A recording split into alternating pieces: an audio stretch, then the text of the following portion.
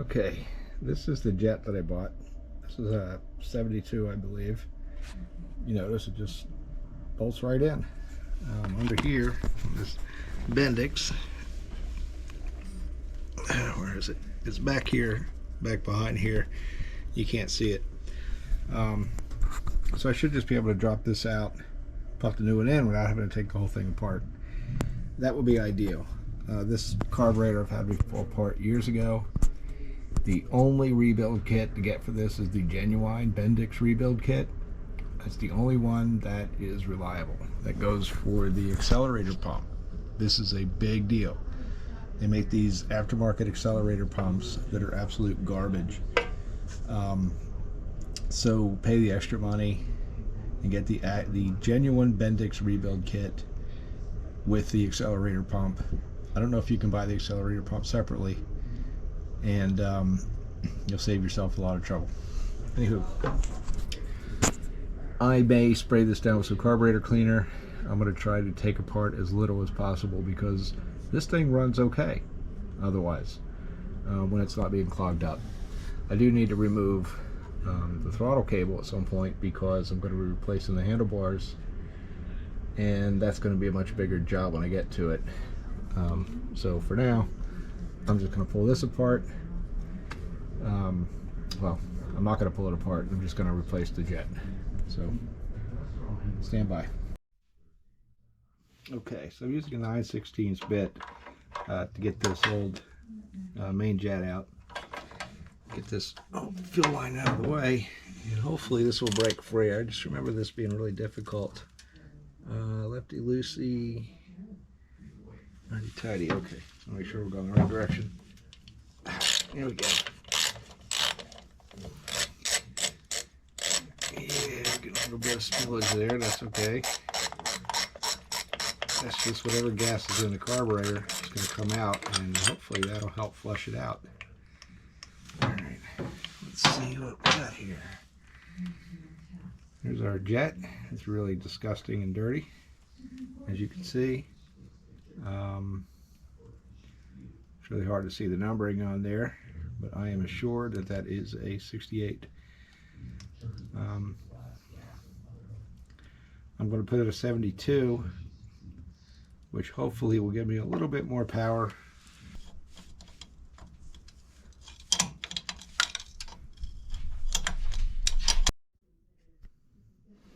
So that looks pretty bad. That's pretty black in there. Reason I took this apart was because the bolt fell a little bit. There's a spring in here, and that spring, in order for this to get the tension it needs, right now it's just gravity, but you know, there is actually a spring to give it some tension. That has to be pushed up in there somehow, and I got to go back to the drawing board and see.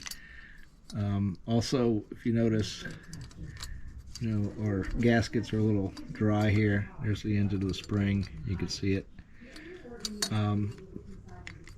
I probably could put this right back together, but I'm just looking at it, it's so dirty.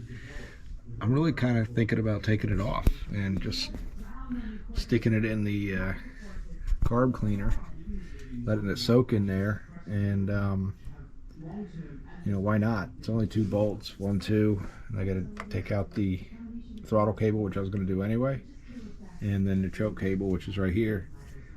It just seems like a good thing to do since it's been years since I've actually cleaned this carburetor.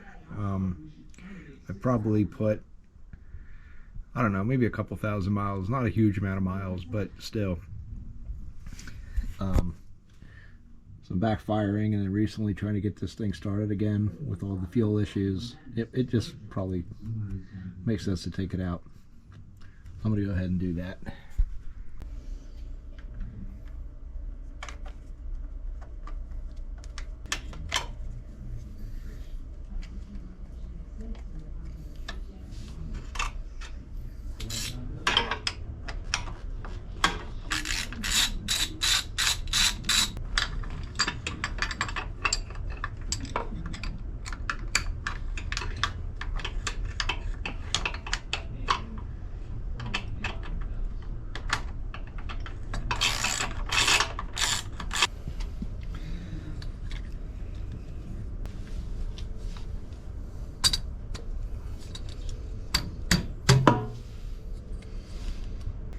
to be incredibly careful because this intake was very difficult to seal up. I actually built a tool to bolt here that I can plug my compressor in, and I can dial it up to like 10 pounds or whatever, check for bubbles and leaks and everything, and that thing has been nice and tight, so I'm very careful not to move it. Took a lot of work, so I think this will probably be good for a rebuild. And I've done that rebuild before on this. Here's one of the ways you can tell the genuine versus the aftermarket. Is the genuine is going to have a pink or purple leather here. You get some aftermarket ones that have black rubber, white leather, but this is the one. And you can also tell when you look them side by side, this is a much higher quality. So I may or may not have a rebuild kit laying around for this. If not, I will go ahead and buy one. But you know, it's probably time. It's been a few years, and I've already replaced the accelerator pump on it with it in the bike. But as you can see, there's like a lot of soot and crap in here that needs to be cleaned out. Okay, so it turns out I actually had gaskets, so this is good. I don't have to order them. However, I do want to replace this. Looks like it's a homemade fitting here. It's an 1/8 inch NTP to, I guess, whatever size that is. Way too big. So I'm going to buy a 90-degree 1/8 inch, 2/4 inch to replace this. That's, you know, probably go out this week to pick that up at the store, or just order on Amazon and wait for a week. I don't know. I thought I had some laying around, but unfortunately I don't. Okay, all the parts ready into the chem dip. Let this sit in here for, I don't know, maybe a half hour or so. Sometimes longer, just depends on what it needs. A little agitation. This stuff works quite well. We'll see how it is when I take it out. Okay, I've had this carburetor sitting in here for a couple hours, maybe an hour and a half. I think what I'm going to do is take it up into the kitchen and clean it off in the sink. So I have what I need to put this back together. I want to just wipe this down. I also need to spray the inside with some carb cleaner. Looks like it didn't really get it too well with the chem dip. No, I'm not going to take it all apart. It's clean enough. I just want to get through it. Run some taps down through the threads, clean them all out. I went through this, made sure this little valve was free. I sprayed some WD-40 in there just to keep it nice and lubed. And this is my accelerator pump. Just made sure that I'm putting it in some Marvel Mystery Oil here. I should have done that earlier. It was all dried out, so I'm hoping this revives it. If not, I'm probably gonna have to buy a new one, like an idiot. Okay, so I have the old and the new. So new gaskets, newer jet. This is a new right angle 1/4 inch to 1/8 inch NTP. This is that old, whatever it was, homemade pipe. And then this old fuel filter versus this new one. This new one, it's not cheap. It's glass, it's metal, it's not plastic. It's 1/4 inch. The 1/4 inch, this is 5/8. It's also much larger, much bigger surface area for the filter. And it looks like the filter is actually made of metal, so that's kind of a bonus too. Much more durable, and the larger surface area should help me capture anything that's still stuck in the tank. Hopefully that'll capture it. Still give me enough surface area to let fuel through without clogging up like this one did. So that's my plan. I'm gonna buff this up, but it actually doesn't look so bad. So I might just take it down with the grinder. Who knows? Maybe I don't waste my time. Other than that, I think we're ready to put this car back together and put it back on the bike. Right after I clean this up a little better.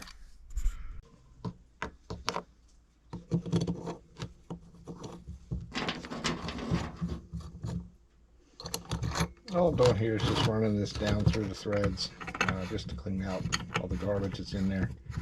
Glue Loctite, you know, whatever.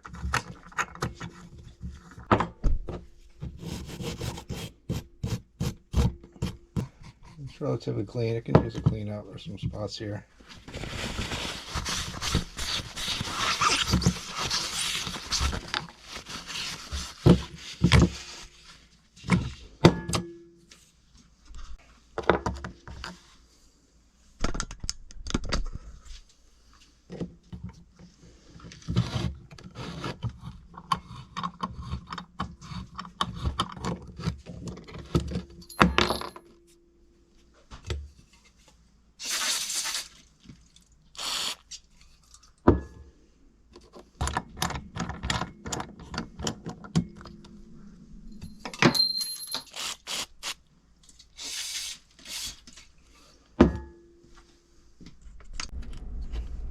It's kind of binding up, and there's still more room there.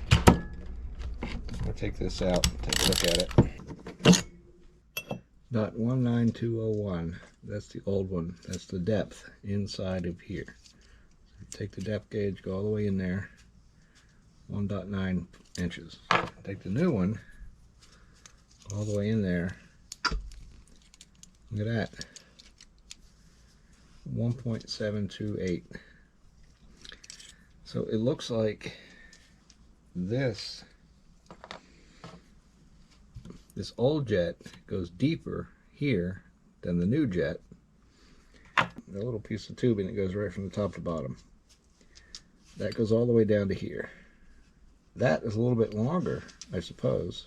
This is a fixed jet that would have to be removed. So what I can do is actually take a drill bit and drill down here, maybe just enough to get that to fit in there. So I'm going to measure 1.9, whatever that is, to make sure that I get the same depth. I'll do that on the mill. Hopefully that should fix that problem.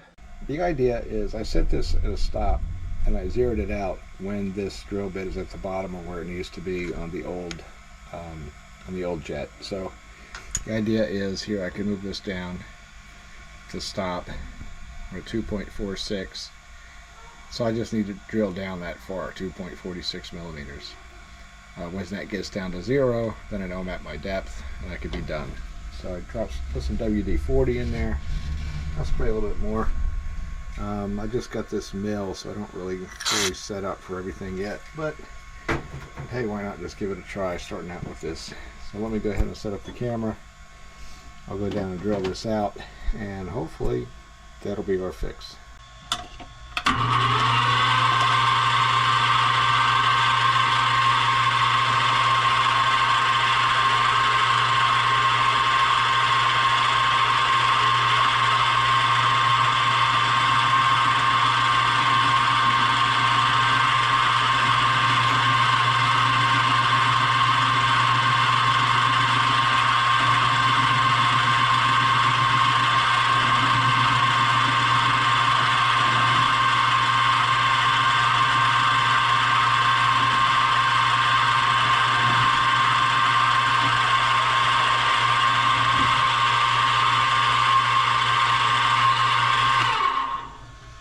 Okay, hopefully that'll be it. Let's take it over and see if it fits.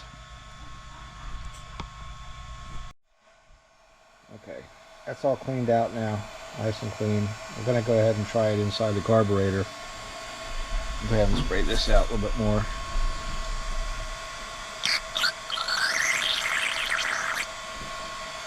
Make sure I get all the little shavings and everything out.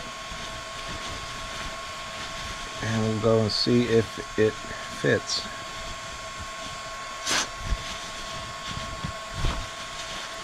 Get some oil on that ring again too. Alright, let's see if we can get this back together now. So once again, here's this little spring. What I'm going to do is I'm going to take this screwdriver and push this spring up. And that spring is going to go up behind. See how that went up in there? Now we can go ahead and put this piece in. Alright.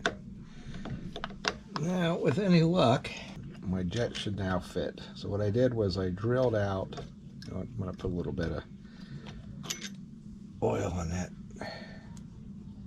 gasket too, just to get it to swell up once we put it in there. So I ended up drilling this out to the same depth as the other one. In theory, what is going on now? Hold on a minute. Yeah, okay, that should be fine. It looks like it's not fully seating, but okay.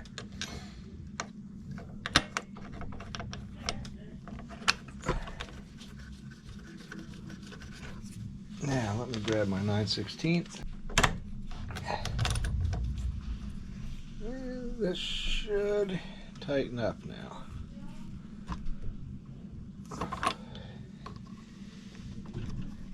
Yeah, looks good. Okay.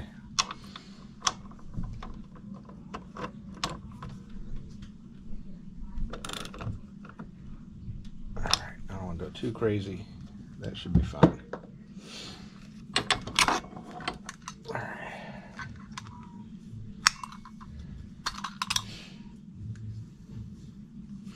Now, as you can see, that's actually sticking up where it needs to stick up. Right down in there, you can see it.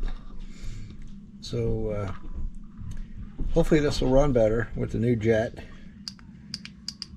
Hopefully it'll run stronger with the new jet, I should say. So I'm going to go ahead and install the accelerator pump, which is a little tricky. Do it right here. So I've had this thing soaking in Marvel Mystery Oil so that we can just get that right in there. Now this has a key, so we want to key this in properly. And that key is, there we go, it's attached to the throttle. And then we have this little tiny, very tiny screw here that has to go in with this flathead. Find one that,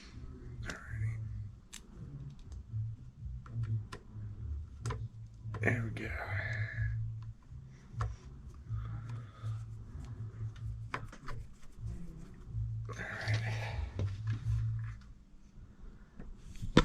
Gonna make sure that key is sitting good.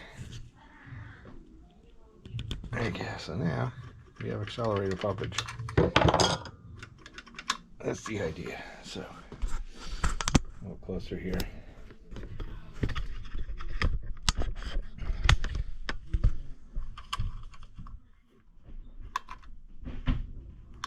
And that's it.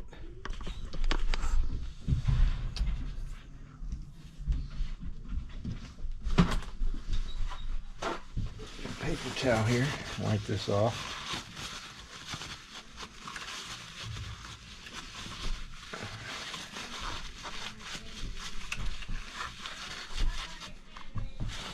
All right, now our idle screw goes right in the top here. We're going to put that all the way down and back it off. It's like an inch and a half, turn and a half, or turn and a quarter. I think we usually do it right. Half a turn, one turn. I'll do a turn and a half to get us at least started, get the bike running, and go from there. I think I might get some new bolts too, although these are perfectly fine. I'll just run with those. All right, we'll put this back on the bike now.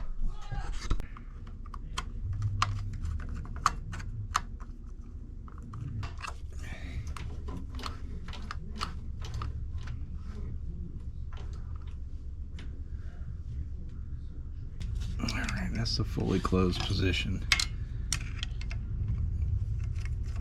I'm definitely going to have to readjust this once I'm out in the street.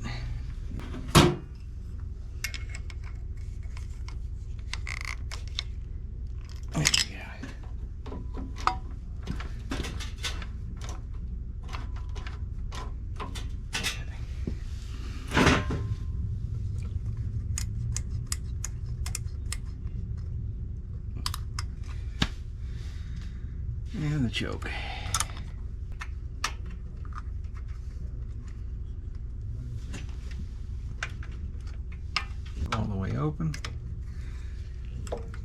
down.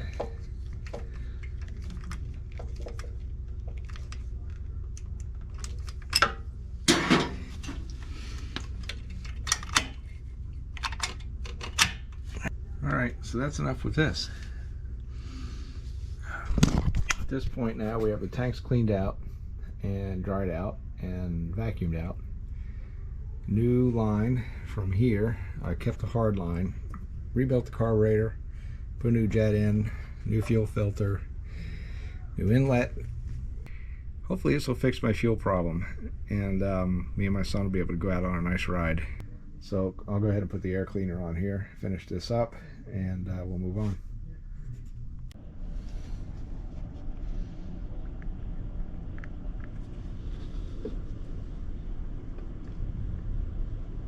Put Loctite on these, because the last thing you want is to have to open up the heads and take the heads off and dig one of these out of the piston.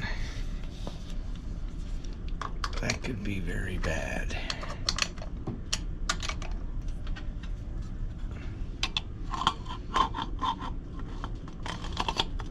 These are nylocks so that I can take them on and off really easily.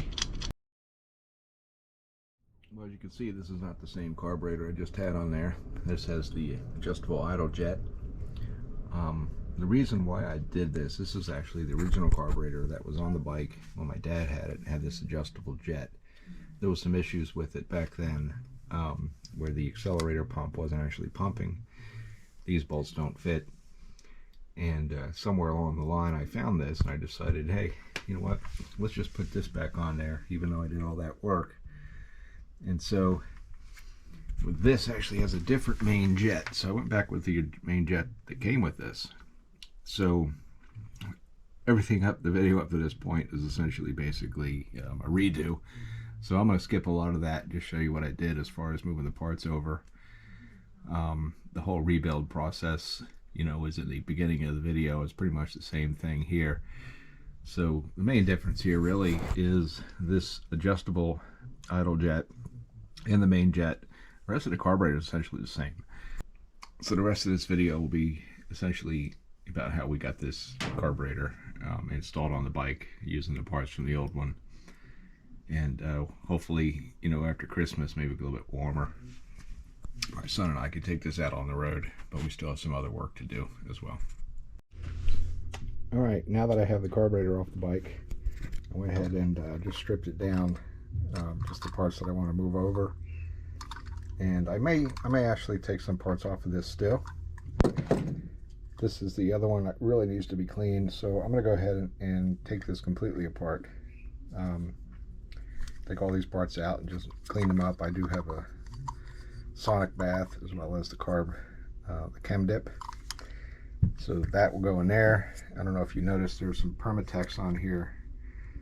It looks like at some point, you know, I probably did this years ago to help seal up that vacuum leak.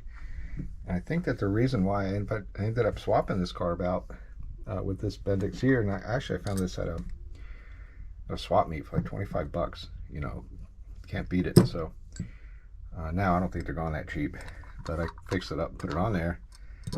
It does not have the adjustable idle jet like this one does. This has the adjustable idle jet and regular main jet. And so, who knows, maybe I could just take some of these parts and move them over. This looks, they are the same, essentially. Same model, same size and everything, so the parts should go no problem. So let me clean this up. I'll take this all completely apart, and you know, I think I'll just film that. Okay. Go ahead and start by taking off this butterfly. These screws down here are kind of messed up anyway. Okay. Now this will just come out.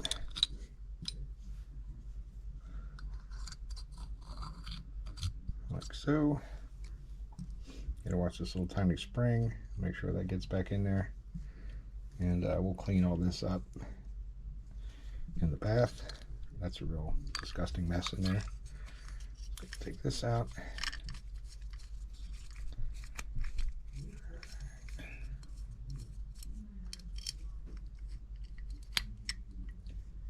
Okay, and take these jets.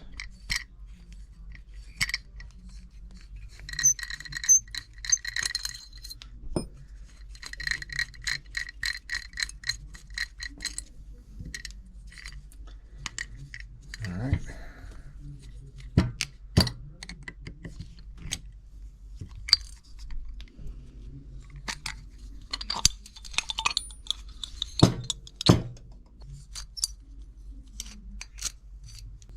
Okay, that's all the moving parts, so this is going to get a nice clean. I think I'll just dump this in the chemical bath. I need to take off this as well. Looks like maybe that chemical bath will help get the Permatex off too. All right, I'll take care of that off camera. So, okay, so now we have, here's our parts.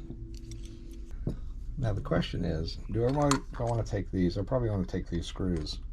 They're in a lot better condition than the ones on the bikes. So, Zenith USA. All right.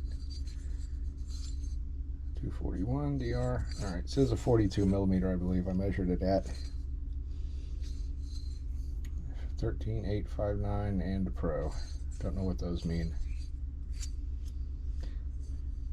Okay, we'll get back to this later.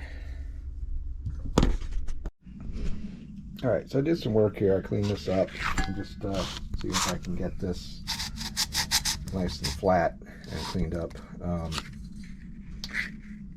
To go back on the bike, this is the carb body for the adjustable idle jet, and here's that idle jet, and this is the tube that came with it.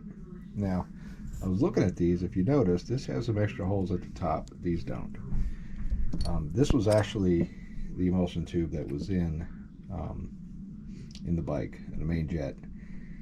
So just doing a little poking around. So what I learned is this was not drilled, so I had to use a drill bit to make that, the bottom there, a little deeper. Did some more research, figured out that yeah, that drill at the bottom is where the actual where all the work takes place, and so by widening that hole you can get more richer fuel. So you could actually just kind of take your jet and make it a bigger jet. So what I'm going to do though is I'm going to use this that came with it.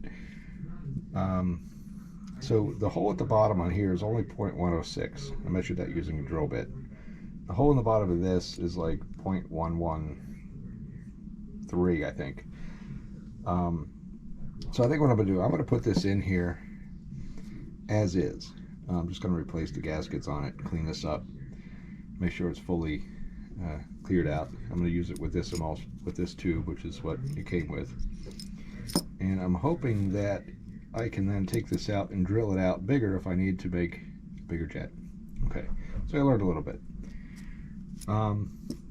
So here I have all the parts from both carburetors, and I'm going to put this carburetor back together. Now, I do remember years ago that there was a problem with the actual accelerator pump on this ball, which is why I think I ended up getting this other carburetor,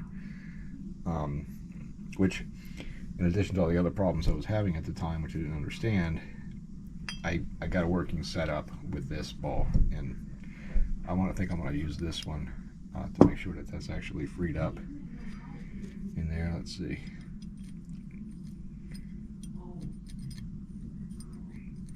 Yeah, we'll have to double check that. This has to be freed up so that the accelerator pump can work properly, and then is that basically when there's gas in here, it goes down into this underneath here to the accelerator pump, and when you push, this valve pops up, closes, so that the fuel gets forced out through here. I remember in the past, I don't think that was working, but I can test that on the bench using the accelerator pump just by putting some little bit of fluid in there. But I'm hoping it's in good shape. Otherwise, you know, the floats between the two, they seem to be fine. The valves, everything else seems to be in good shape. So hopefully I'll get a working carburetor out of this with this new adjustable idle jet, and maybe that'll work better with the AB cam that I have in the bike. Like I said, this is great that I learned something, because now I can just make this jet a little bit bigger if I need to. Go up one drill bit size at a time until I get the performance I need. And this part, I guess I'll just take the gasket and the O-ring off of that, put it over here, clean this up, maybe make sure that all these holes are completely cleared out, flowing fine, and then put everything back together.